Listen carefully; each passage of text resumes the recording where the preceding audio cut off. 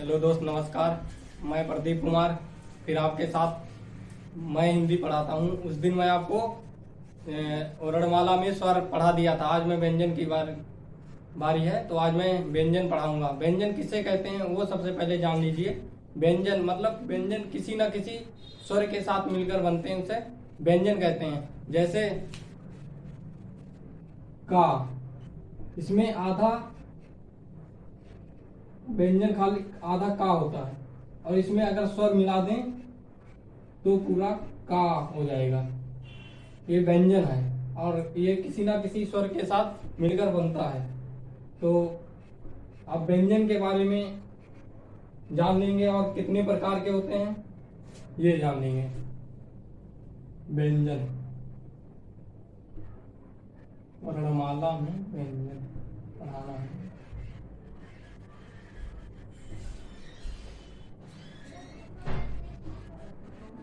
तो व्यंजन के प्रकार, व्यंजन भी मुख्य रूप से तीन प्रकार के होते हैं। तो तीन प्रकार के, तो सबसे पहले जान लीजिए स्पर्शी व्यंजन, वर्गीय या स्पर्शी व्यंजन। वर्गीय या स्पर्शी व्यंजन। स्पर्शी व्यंजन। नंबर 2 अंतस्थ व्यंजन।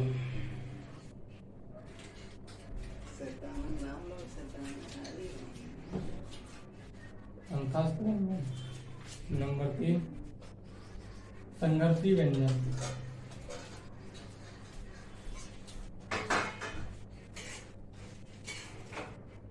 या ऊष्म व्यंजन।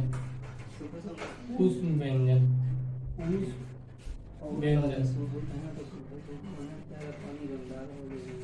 वर्गीय व्यंजन, अंतस्थ व्यंजन, संघर्षी व्यंजन। अब ये जान लेते हैं वर्गीय व्यंजन किसे कहते हैं। वर्ग मतलब वर्ग, किसी ना किसी वर्ग के साथ। और अंतस्थ व्यंजन मतलब किसी व्यंजन को कहते समय अंदर की ओर सांस जाए, उसे अंतस्थ व्यंजन कहते हैं। संघर्षी व्यंजन मतलब किसी ना किसी व्यंजन को पढ़ते समय शरीर में गर्मी या उत्तेजित हो जाए, उसमें संघर्षी या ऊष्म व्यंजन कहते हैं। तो इन कौन कौन से होते हैं ये जान लेते हैं। वर्गीय व्यंजन,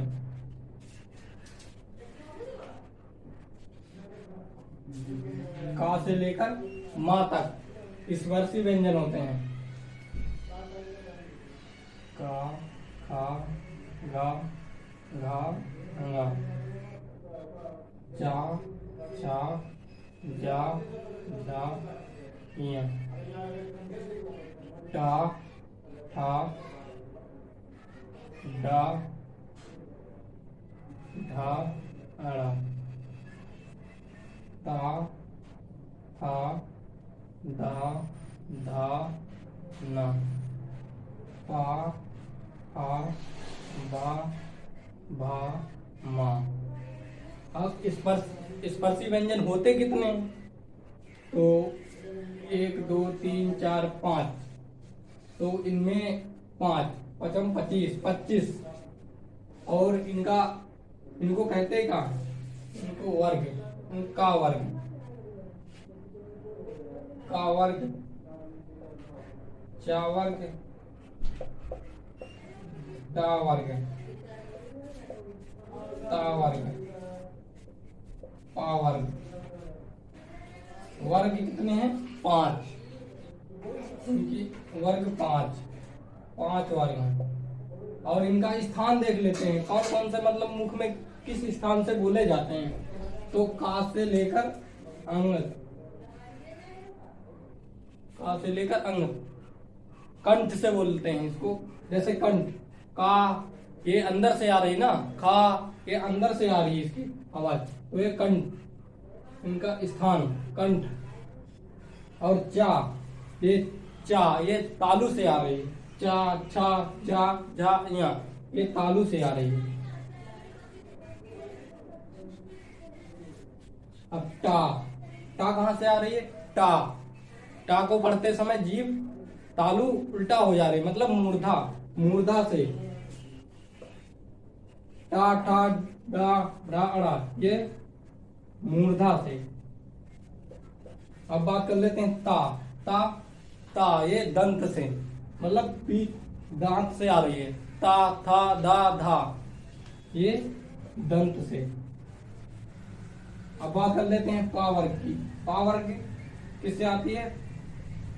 पा वर्ग पा मतलब ओठ, ओठ से आ रही ना, तो पा वर्ग पूरे ओठ से, ओठ।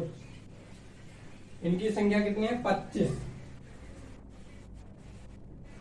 वर्गीय व्यंजन या स्पर्शी व्यंजन की संख्या 25 होती है। और बात कर लेते हैं इसमें दो वर्णमाला और दो संख्या और जोड़ी गई हैं व्यंजन, उनकी बात कर लेते हैं कौन कौन से हैं।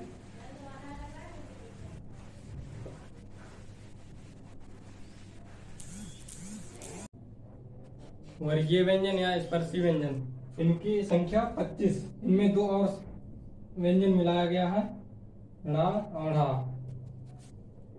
इनका प्रयोग हमेशा पहले वाले अक्षर से बाद किया जाता है, जैसे सड़क, सड़क, इसका प्रयोग चढ़, आगे नहीं किया जाता है। तो वर्गीय व्यंजन या स्पर्शी व्यंजन के बारे में जान गए होंगे। इनकी संख्या 27, कभी कभी 27 नहीं दिया रहता है तो 25 ही दिया रहता है। और ये इनके 5 वर्ग हैं, का वर्ग, चा वर्ग, टा वर्ग, ता वर्ग, पा वर्ग। और इनका स्थान, का वर्ग का कंठ, चा वर्ग का तालु, टा वर्ग का मूर्धा, ता वर्ग का दंतय, पा वर्ग का ओज। अब बात कर लेते हैं अंतस्थ व्यंजन। अंतस्थ व्यंजन किसे कहते हैं? अंतस्थ मतलब जिस व्यंजन को कहते समय अंदर की ओर सांस जाए उसको अंतस्थ व्यंजन कहते हैं। जैसे या, रा, ला, वा, या, रा, अंदर की ओर जा रही ना, तो या और वा को क्या कहते हैं? या और वा को क्या कहते हैं? अर्ध स्वर कहते हैं, अर्ध स्वर कहते हैं। और रा को लुंठित, लुंठित व्यंजन, लुंठित व्यंजन कहते हैं। और ला को पार्श्विक, पार्श्विक व्यंजन कहते हैं।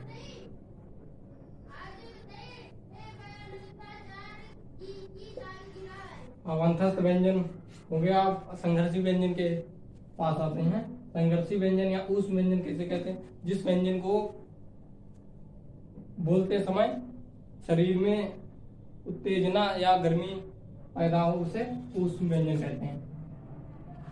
पहले अंतस्थ व्यंजन की संख्या 4, इनकी संख्या 27। अब बात कर लेते हैं संघर्षी व्यंजन या उस व्यंजन।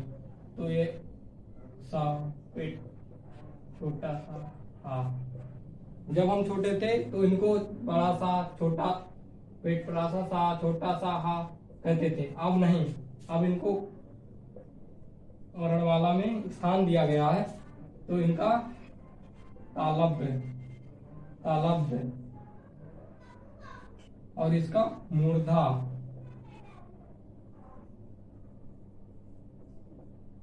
और इसका स्थान दंत है।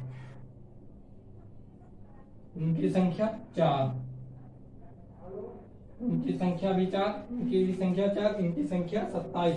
अब बात कर लेते हैं व्यंजन। मुख्य रूप से 3 प्रकार के थे और कुल 4 प्रकार के हैं। मुख्य रूप से 3 प्रकार और कुल 4, तो कुल 4। तो चौथा है संयुक्त व्यंजन।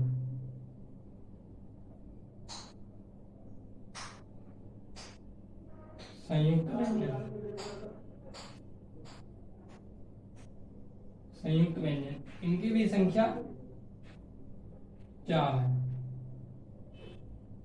इनकी भी संख्या 4 है, इनकी भी संख्या 4 है। चा रा ज्ञा सरा। अब ये किन किन व्यंजनों से मिलकर बना है ये मैं बताता हूँ। किन किन व्यंजनों से मिलकर बना है।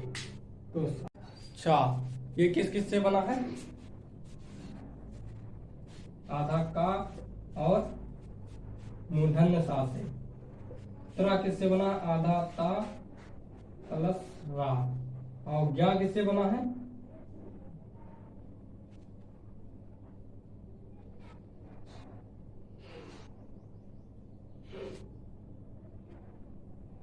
जा प्लस ज्ञा। और स्रा सादा सा और प्लस रा से।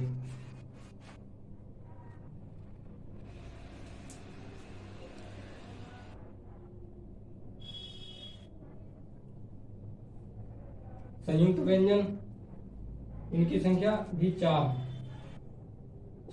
आधा का और स्रा से बना है। ता त्रा आधा ता और प्लस रा से बना है। ज्ञान आधा जा और इया से बना है। स्रा ये तालव्य सा और रा से बना है। इनकी संख्या चार। अब कुल टोटल इनकी संख्या कितनी है सर? 27 और चार ये चार तो 4 3 12 और 12 और 17 12 और 7 17 और ये 3 इनकी संख्या 37। अब और कुल कितने होते हैं? 52 होते हैं। तो उसमें कितने होते हैं? 13 स्वर में 13 37 13।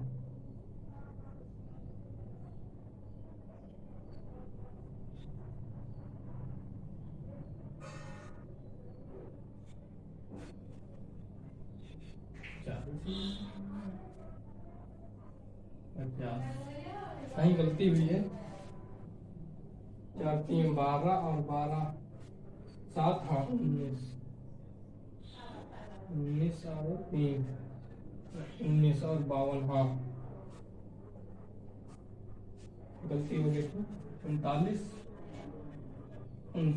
और 13 स्वर 39 व्यंजन तो 52 कुल 52 है व्यंजन। अब बात कर लेते हैं व्यंजन की वर्गीकरण। कुल 4 व्यंजन आपको बता दिया। आप व्यंजन का वर्गीकरण।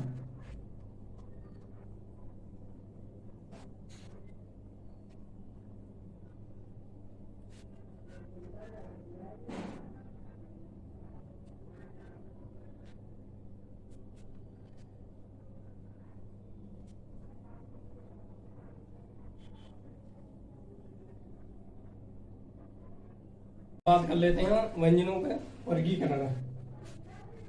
व्यंजनों की वर्गीकरण। व्यंजनों की वर्गीकरण। अब इसमें 2 प्रकार के हैं। कंपन्न या घोष के आधार पर। घोष के आधार पर वर्गीकरण।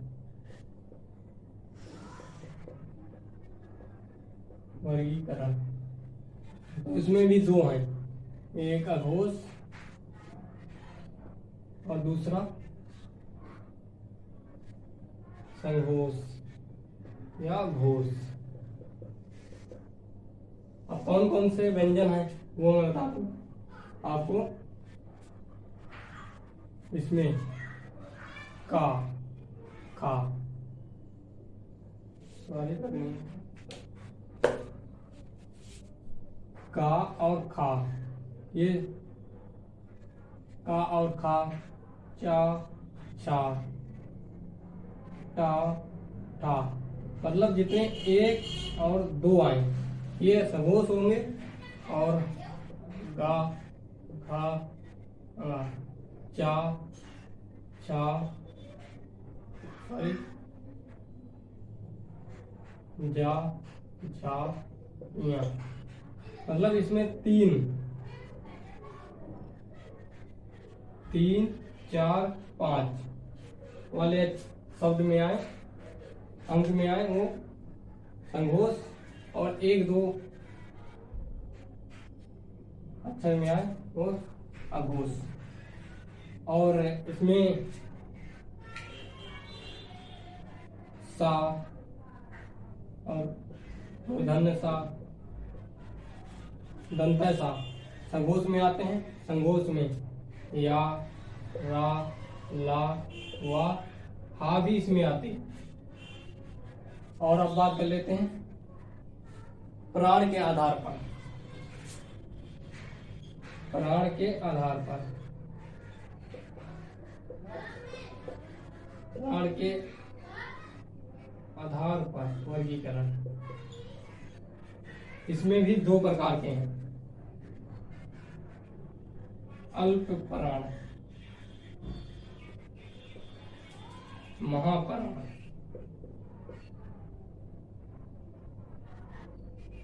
अल्प प्राण, महाप्राण। तो इसमें कौन कौन से व्यंजन आते हैं? इसमें खा और घा, मतलब दूसरा और चौथा। नाम से ही पता चलता है महाप्राण, मतलब देर तक व्यंजनों को पढ़ा जा रहा है। और इसमें का आ जाएगा और गा आ जाएगा और आ जाएगा, 1 और तीसरे और 5वें। तो अल्प प्राण, महाप्राण। और बात कर लेते हैं या, रा, ला, वा अल्प प्राण में आते हैं। महाप्राण में सा, मूर्धन्य सा, दंत सा, हा इसी में आ जाएगा। तो व्यंजन आज आपको व्यंजन पढ़ा दिया। अब अगली बार मैं आपको शब्द पढ़ाऊंगा। तो व्यंजन के बारे में अगर कुछ गलती या कुछ नहीं जान पाए होंगे तो कमेंट कर देना, मैं दोबारा बताने की कोशिश करूंगा। तो अगली बार मैं आपको शब्द पढ़ाऊंगा। ओके।